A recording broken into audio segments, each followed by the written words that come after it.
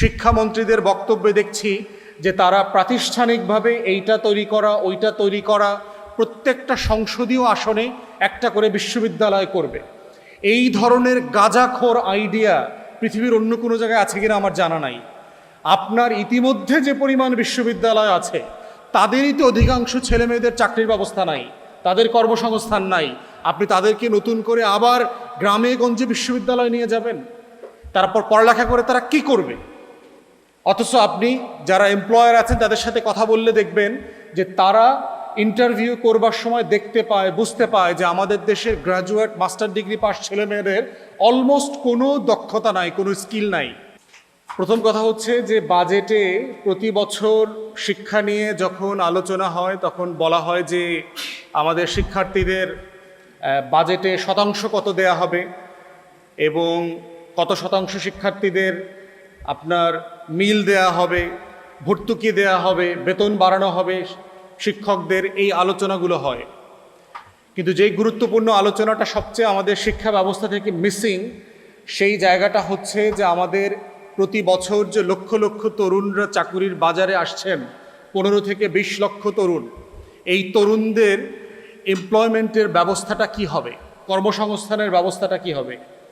বাংলাদেশে প্রতি বছর প্রায় 60,000 কোটি টাকার ইয়াবা বিক্রি হয়, শুধুমাত্র ইয়াবা। পুলিশ বলেছে 60,000 কোটি টাকা মানে হচ্ছে 2টা উচ্চ মূল্যের দুর্নীতিগ্রস্ত পদ্মা সেতুর টাকা। তাহলে এই রকম একটা ঘটনা ঘটার পরে আমাদেরকে প্রশ্ন করতে হবে যে আসলে আমরা কোন ধরনের সমাজে আমাদের তরুণদেরকে বড় করছি, আমাদের শিক্ষার্থীদের জন্য আমরা আসলে কেমন বাংলাদেশের লড়াই করছি। আমাদের এই যে লক্ষ লক্ষ তরুণরা আজকে হতাশ হয়ে যাচ্ছে, তারা আজকে পিওনের চাকরির জন্য বিশ্ববিদ্যালয়ের গ্রাজুয়েটরা অ্যাপ্লাই করছে, সচিবালয় থেকে বিভিন্ন জায়গা থেকে আমাদেরকে বলছে 4র্থ শ্রেণীর কর্মচারী হবার জন্য বিশ্ববিদ্যালয়ের গ্রাজুয়েটরা অ্যাপ্লাই করছে। তাহলে সেই লেখাপড়া, সেই ডিগ্রি, সেই সনদ, এগুলো আসলে আমার শিক্ষার্থী, আমার তরুণ, তাদের ভবিষ্যৎ বিনির্মাণে কি ভূমিকা পালন করছে। এবং এই বাজেটে দেখলাম আমাদের এই সরকার, মাননীয় প্রধানমন্ত্রী থেকে শুরু করে বিভিন্ন পর্যায়ে শিক্ষামন্ত্রীদের বক্তব্যে দেখছি যে তারা প্রাতিষ্ঠানিকভাবে এইটা তৈরি করা ওইটা তৈরি করা, প্রত্যেকটা সংসদীয় আসনে একটা করে বিশ্ববিদ্যালয় করবে। এই ধরনের গাঁজাখোর আইডিয়া পৃথিবীর অন্য কোনো জায়গায় আছে কিনা আমার জানা নাই। আপনার ইতিমধ্যে যে পরিমাণ বিশ্ববিদ্যালয় আছে তাদেরই তো অধিকাংশ ছেলেমেয়েদের চাকরির ব্যবস্থা নাই, তাদের কর্মসংস্থান নাই। আপনি তাদেরকে নতুন করে আবার গ্রামে গঞ্জে বিশ্ববিদ্যালয় নিয়ে যাবেন, তারপর পড়ালেখা করে তারা কি করবে? অথচ আপনি যারা এমপ্লয়ার আছেন তাদের সাথে কথা বললে দেখবেন যে তারা ইন্টারভিউ করবার সময় দেখতে পায়, বুঝতে পায় যে আমাদের দেশের গ্র্যাজুয়েট মাস্টার ডিগ্রি পাস ছেলেমেয়েদের অলমোস্ট কোনো দক্ষতা নাই, কোনো স্কিল নাই। আমি নির্বাচন করবার সময় আমি গ্রামে গঞ্জের স্কুলগুলোতে দেখেছি, একদম প্রত্যন্ত গ্রামের স্কুলে গিয়ে জিজ্ঞেস করেছি তোমাদের বাবা কৃষক কারা কারা, একটা ছেলেও হাত তোলে নাই, এমন স্কুলও দেখেছি। অথচ তারা প্রত্যেকে কৃষক পরিবারের ছেলে। শিক্ষক, হেড টিচার পর্যন্ত সারপ্রাইজড হয়ে গেছে যে সেই প্রত্যন্ত চরের ভিতরে, গ্রামের ভিতরে একটা হাই স্কুলের একটা ছেলে মেয়ে হাত তুলল না যে তার বাবা কৃষক। তাহলে কৃষক হওয়াটা কি খুব দোষের, অপমানের? বাবা কৃষক, এই পরিচয়টা কি দেয়া যাবে না? তাহলে আমাদের ছেলে মেয়েদেরকে আমরা কি শেখাচ্ছি? যে আমার বাবা যদি পিয়ন হয়, আমার বাবা যদি দারোয়ান হয়, আমার মা যদি বুয়ার কাজ করে, আমার মা যদি গার্মেন্টসে চাকরি করে, সে যদি মধ্যপ্রাচ্যের শ্রমিকের কাজ করে, তাহলে কি সেই জায়গাতে সেই ছেলে মেয়েদের পরিচয় দিয়ে বড় হবার কোনো স্বপ্ন থাকবে না? অতএব এই শিক্ষা ব্যবস্থার এই যে কলোনিয়াল জায়গাটা, যে সে তার বাবা মায়ের পরিচয়টা পর্যন্ত দিতে চাচ্ছে না, অথচ সে কি শিখছে? সে কোন দক্ষতা শিখতেছে, কোনো নলেজ শিখতেছে? তাদেরকে আমি যখন জিজ্ঞেস করলাম ছেলেরা কোনো কাজ জানে কিনা, গ্রামে থাকে, প্রত্যন্ত অঞ্চলে থাকে, কৃষিকাজ জানে না, মাছ ধরতে পারে না, সুপারি গাছে উঠতে পারে না, তাল গাছে উঠতে পারে না। আমাদের ছোটবেলায় আমরা সুপারি চুরি করে উঠছি, নারিকেল চুরি করে খাইছি, অমুক বাড়ির পেয়ারা গাছে উঠছি, কিন্তু লেখাপড়াও তো করেছি। তাহলে এই যে না করতে পারাটা, আমরা তো জালও মারতে শিখেছি, খালে গিয়ে তো ডুবাইতেও শিখেছি। তাহলে এই যে লাইফ স্কিল থেকে বিচ্ছিন্ন করে একটা বিশাল জনগোষ্ঠী তৈরি করা হচ্ছে, তাদেরকে দিয়ে আসলে আপনি কি করবেন? তাদেরকে আপনি আসলে কি বানাবেন ভবিষ্যতে? তাদেরকে কি আপনি বার্মার মিয়ানমারের ইয়াবাখোর বানানোর চেষ্টা করছেন? এই ইয়াবার শতাংশ কি আমাদের শিক্ষামন্ত্রীরা পায়? তাদেরকে কি ভারত থেকে আসা ফেন্সিডিলের আপনারা কাস্টমার বানাচ্ছেন বাংলাদেশে? শিক্ষিত বেকার মানি হচ্ছে সে হতাশাগ্রস্ত হবে, সে ফেন্সিডিল খাবে, সে ইয়াবা খাবে। তাহলে এই ব্যবসার টাকা কি আমাদের শিক্ষা মন্ত্রণালয় থেকে শুরু করে আমাদের শিক্ষার সাথে জড়িতরা যারা ফেন্সিডিল ব্যবসায়ী আছে, যারা ইয়াবা ব্যবসায়ী আছে, তাদের সাথে মিলেমিশে করছেন? তাহলে এই শিক্ষা ব্যবস্থার মধ্যে আমরা কোনো বাস্তবতা দেখতে পাচ্ছি না। আমরা ধারণা করেছিলাম যে একটা নতুন নির্বাচিত সরকার আসলে পরে এই দৃষ্টিভঙ্গিগুলোর মধ্যে পরিবর্তন আসবে। কি পরিবর্তন? মৌলিকভাবে আমরা যেগুলো প্রস্তাব করেছেন তার ভিতরে কোনো মৌলিক কাঠামোর পরিবর্তন দেখতে পাচ্ছি না। শুধুমাত্র প্রতিষ্ঠান বাড়াও, টাকা বাড়াও, বেতন বাড়াও, নতুন বিল্ডিং করো, ভবন করো, কিন্তু এর মধ্য দিয়ে এই তরুণীরা আসলে আগামী দিনে কি হয়ে উঠবে, কিভাবে তাদের ভবিষ্যৎ কেরিয়ার গড়বে, তার কোনো স্বপ্ন নাই।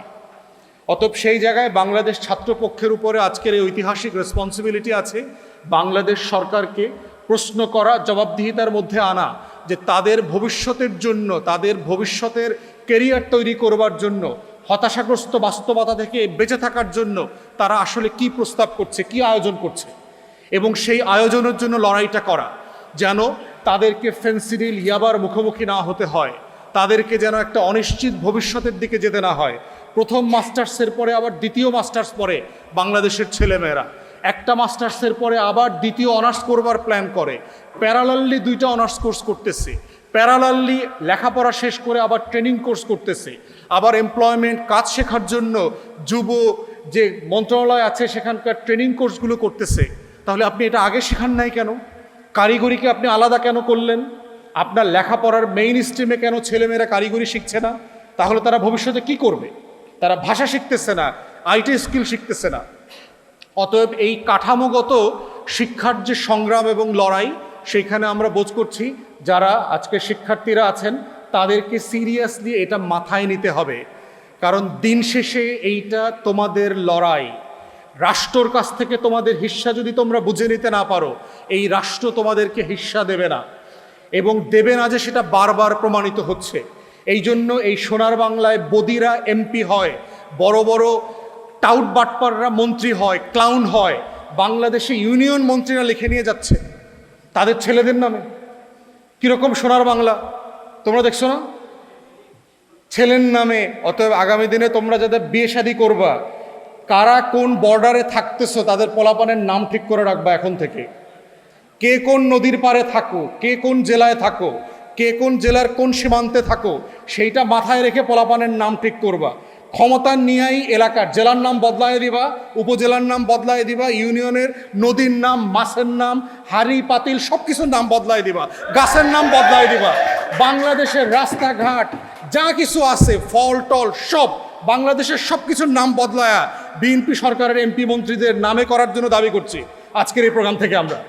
কারণ রাষ্ট্র নিয়ে তাদের মাথা ব্যথা নাই, তারা ইউনিয়ন ছেলের নামে দিয়ে দিতেছে, এলাকার নাম ছেলের বাপের নামে দিতেছে। তার কিন্তু একটা বউ আছে, মেয়ে আছে।